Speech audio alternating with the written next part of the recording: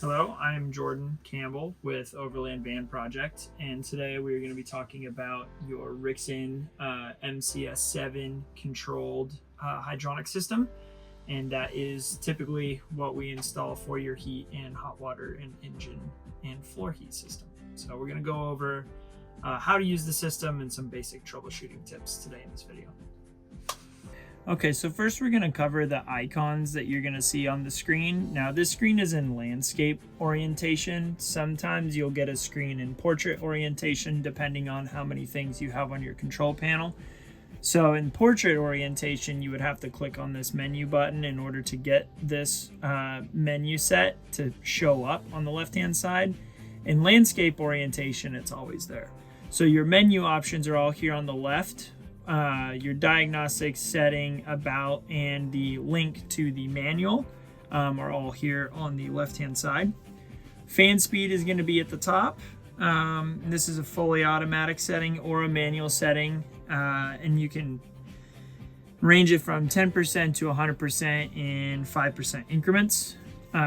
The furnace icon is the actual Eberspacher hydronic fuel operated heater, and so it will pull fuel directly out of your tank to create your heat. We also have an electric heating element, which is a 1500 watt electric heating element to be used only when plugged into shore power. And then we also have an engine loop, and what this does is it captures engine waste heat, and it can add up to 30 kilowatts of heat to the system with this option if you chose to get it. Now our set temperature is in the lowermost portion of the screen, and that is for choosing your desired air temperature for the inside of the RV or van or truck or whatever you have. The domestic hot water is in the upper right hand corner, and this will be for your on-demand continuous hot water for your showers or your sinks. Your radiant floor heat option, so what this does is it tells the system to go ahead and circulate coolant through the floor as well, in addition to heating up the water and the air fans. The engine preheat option is below the floor right over here, and that is if you want to preheat the engine with an active system to prevent cold starts. You may or may not have auxiliary zone control. On this specific setup, we do not have auxiliary zone control. If you have the icon for it, you could refer to OVP or the builder specifically for what that auxiliary zone control is for, but most of you are not going to have that on there. And then the final icon is the system fluid temperature. So this icon currently is set up to display the fluid temperature of the system. So if it's black, the system is currently off. When it's blue, the temperature is cold. When it turns yellow, it's at about 122 degrees Fahrenheit, which is when the fans will typically activate and start blowing warm air. And then when it turns red, your temperature is at 158 degrees or above, and that means that your hot water is ready. The next step to getting to know how to use your system is to understand the heat source selection. So whenever we want to get heat in our rig, we want to choose our heat source. So we have three options here on the left: the diesel fired furnace, the electric heating element, and the engine loop. Now the diesel fired furnace is what you're going to be using predominantly. Anytime that you want to have interior temperatures comfortable above 35 degrees for your outside temperature, the furnace is going to be your go-to. The electric heating element is to be used only when on shore power, and it really only performs well with outside ambient temperatures 35 degrees and above. And then the engine loop is an option where if you're driving the vehicle and you want to have your system preheated by the engine and have your rear or your house climate control system running just off of the heat of the engine, then you can have this option on as well. So furnace top left, or the electric is in the middle, engine down below. Once again, electric only for shore power. Furnace is going to be what you're using 95% of the time when parked and camping, especially if temperatures are lower than 35 degrees outside. You especially want to use the furnace. And then the engine loop is kind of like bonus points. So if you're already driving and you want to arrive at your campsite with a preheated system, that would be a good time to go ahead and throw that engine loop on. Okay, so then the next step after we've chosen our heat source is to define our set temperature and our fan speed. So the current interior temperature readout is right directly in the center, and our set temperature for the vehicle is 72 degrees currently, but my fan speed is set to off. So the system, even if it's warm, isn't necessarily going to blow any hot air yet, unless I have my fan speed in the on position. So we're going to go ahead and turn our fan on, and it'll just go to whatever your last fan setting was.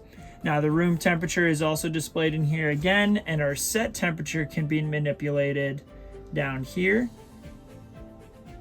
by using the plus or minus buttons. Now you can get to that menu by clicking on any one of those three icons, whether it's fan speed, set temperature, or room temperature. It'll bring you to that same menu.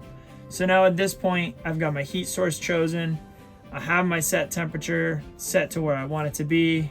I've made sure that my fan speed is on. And since the inside air temperature is lower than my set temperature, I will hear my fans kick on. They'll start blowing warm air as soon as this icon is up to at least yellow or red. So let's talk about hot water. For continuous on-demand hot water usage, you want to make sure that you are using the furnace option, because it's capable of producing much higher BTU amounts than the electric element. The hot water icon does need to be turned on, and at that point that tells the system to go ahead and start running coolant through our water-to-water heat exchanger to allow for continuous hot water temperatures. Now, if you are on the electric heating element on shore power, and you want continuous hot water, it is okay to also turn on the furnace in addition to your electric heating element. And that way, if you do want to use continuous hot water, the furnace will kick on to help the electric heating element out, because the electric heating element is really only good for producing the air heat. But as soon as your hot water usage is over, then you can go ahead and kick the furnace off, and then just leave your electric heating element on and continue to run that off of your shore power input. The last two remaining sources of heat that we want to cover is your floor heat. So this is a pretty simple on-off. Once I kick it to the on position, you will see the icon change, and that tells the system to go ahead and start circulating coolant through the floor lines, in addition to the air heat exchanger as well as the water heat exchanger. And there isn't a thermostat to set for the floor, but what it will do is it'll start to prioritize heat by making the floor heat up, and as the ambient air temperature rises from the floor warming up the vehicle, then the fans will kick themselves on and off less frequently, because the floor is doing most of the work. So the floor has its own nice 90-degree ambient temperature, so not too warm to burn your feet, but definitely warm enough to feel it. And that ambient heat will help drive this temperature up in the vehicle and will reduce the amount of time that your air heat has to run to get to this desired set temperature. And then last but not least is the engine preheat option. So that will start the furnace and the engine pump for a set period of time. And what it'll do is it'll circulate coolant through the engine side of your system and increase the temperature of the engine block so that you don't have to worry about cold starts. Now, this isn't as applicable for newer vehicles, especially if you have like a newer Mercedes Sprinter. They don't really care that much about cold starting, but if you have a older version of a vehicle, let's say an old 7.3 diesel, you know, those engines don't necessarily like cold starting. So this is a great way to not necessarily have to invest in an engine block heater. And then it's omitted from this setup, but if there are auxiliary zone controls, you will see once again an icon directly underneath of the preheat option, and that is for very special use cases. So you would want to see your builder for details on that. Specifically, if it's OVP built, you know, you'd contact us directly, and then you get a good idea of what that auxiliary zone is used for. So furnace diagnostics, in the upper left-hand corner, if remember for in landscape orientation, I'll just be automatically kind of popped up for us. For in portrait orientation, we'll need to click on the menu icon first to bring this panel up. Now the diagnostic section is to give us a bit of a snapshot and an idea of what's going on with the heater. Under normal operation, you would see status running, a bunch of temperatures, the voltage that the heater is getting from the electrical system. All of this checks out, all of this looks great. But what's most important to keep an eye on is whether or not you have any furnace fault codes. Now, right now we're under normal operation. We have no fault codes. If we do have a fault code, it doesn't necessarily mean that the heater won't function normally, but it is something to pay attention to. Now, if you are having trouble with your furnace firing up, this would be the first place to look, and we'll cover this in a little bit more detail towards the end of the video with troubleshooting options. But finding this once again is just in the diagnostics. Now if we go into settings, there's a few more options in here. You can change your system presets to Fahrenheit or Celsius if you'd like to. There's some other options within this hardware setup that's more for us to go ahead and use whenever we are troubleshooting the system. So these aren't necessarily settings that the end user needs to modify or correct unless told to do so by OVP or a Rixen Enterprises technician directly. But it's good to know where it's at. Now you can also connect the system to Wi-Fi. And you can also connect this system directly to your phone. So if you have the SSID name changed to something recognizable for yourself, you could change it to My Rixen System or Joe and Jane's Rixen System, and you can connect to the onboard Wi-Fi signal that this screen is outputting and control the system from your phone remotely as long as you're within range of the Wi-Fi signal. So this isn't like a remote monitoring setup, but it is something that you can do from the parking lot if you don't want to walk all the way back to your van to turn your heater on and off while you're hanging out by the campfire or whatever. So those are the last few settings. Now you can also get a little bit more about the system in the About page. Not a whole lot to see here, but the manual with all of the information that I've just covered in this video is accessible via this QR code.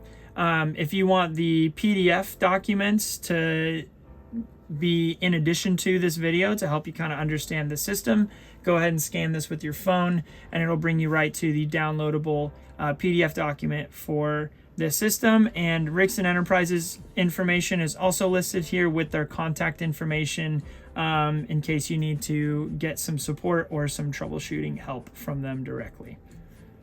So we're going to go over troubleshooting with your Rixen Hydronic System. Now there's two sources of information to get for troubleshooting tips and support. You can contact OVP directly, or you can also reach out to Rixen Enterprises. They're a great company. They do answer their phone and they are very helpful. But before reaching out to either company, there's a couple of things that you can do either at home or on the road to try to help yourself and also help us diagnose what may or may not be the problem with your system. So the first things to check, if you're having a problem with your diesel furnace not firing up, you really want to make sure that you have verified that you have more than a quarter tank's worth of fuel. Now we designed these systems specifically to not run you out of fuel, and so they have a cutoff point at about a quarter tank. And that's probably the most common issue we get contacted about.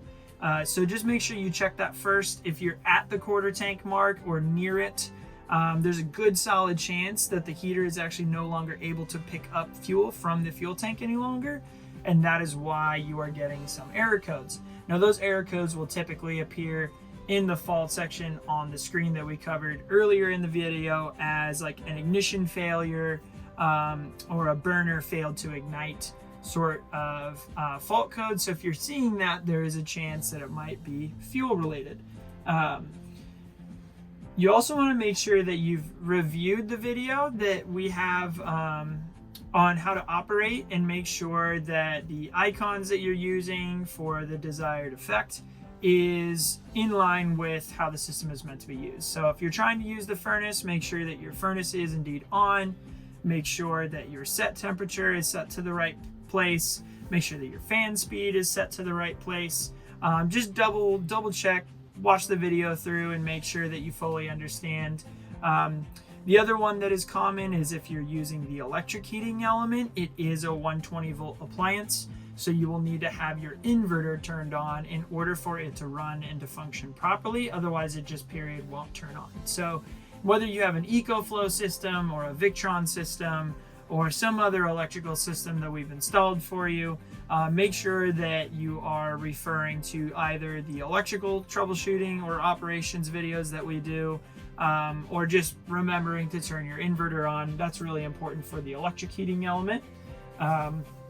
If your heater is doing like any of the following items, like blowing white smoke, or it is potentially leaking diesel fuel, or you smell any fuel, typically you won't smell any of those things inside of the vehicle, but if you smell them outside of the vehicle, then that is an instance where you'd want to just go ahead and contact OVP or Rixen Enterprises directly.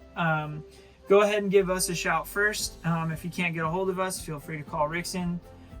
They're going to be more than happy to help you. But diving in a little bit more to the types of error codes and things that you may see kind of commonly on the road that aren't related to any of the things that I just mentioned.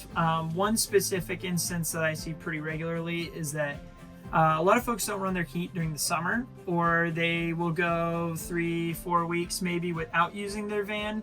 And what can happen is the fuel system on the hydronic heaters that we install, whether it's a Rixen system or really any hydronic heater, whether it's one of our previous models or not, they'll lose their prime over time. So if the fuel pump and the fuel line itself has any air in it from sitting idle from a long period of time, it can take a few startup cycles to get that pump to reprime the system and to get it to fire up. So typically it would look like I turn my heater on, I get about 5 to 10 minutes of waiting, and then I get a fault code that says failure to ignite. Now, if you've checked to make sure that you have enough fuel, and you do still have that error code, it's a good idea to go ahead and try to cycle the system on a couple of times if the system's been idle and not running for 2 to 4 weeks, right? If you've just kind of had it sitting in your garage or out on the parking space on the street, and it hasn't really been doing much, then it is a good idea to try running it a few times. And you can do that just by clearing the fault code in the diagnostics area. Go ahead and try attempting to run the heater again. And that can take up to 3 to 4 attempts. So if you made it through those 3 or 4 attempts, that would also be a good time to go ahead and give OVP a call or Rixen a call if you can't get a hold of us. Some other common ones, if you live in a really, really cold environment, and you're not putting anti-gel diesel additive on a diesel vehicle, you can gel up the lines on your heater a little bit more easily than you would on the vehicle itself, because we use a really small diameter hose to get fuel to the fuel pump. So that's for areas where it's common for temperatures to get well below freezing. So if you aren't adding diesel additive to your tank regularly, there is a chance that your fuel lines could gel up and starve the fuel pump of fuel and make it so that the heater can't start. So that's another common one as well. Other than that, I mean, these systems are pretty reliable. They should just turn on and work all the time. They don't always do that. So we're more than happy to help you guys out if you're on the road. I do recommend going through all of those things prior to giving us a shout, though. Just kind of my last reminder of that. It does just kind of help us speed the process up, and we can assume that as long as you've gone through those things, we can start diving into the more technical, nitty-gritty things that you can do on the road. So go ahead and try to go through all of those, and hopefully it never happens. So that's our troubleshooting video.